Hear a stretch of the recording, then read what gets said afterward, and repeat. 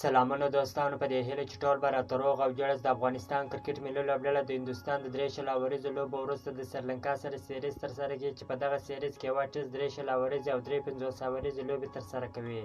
د افغانستان کرکټ بورډ لخوا د مهالویش اعلانولو وروسته د سریلانکا کرکټ بورډ هم دا اعلان وکړ چې د افغانستان سره به 3 شل اوریزې 3 50 اوریزې او یوه ټیسټ لوبه ترسره کوي.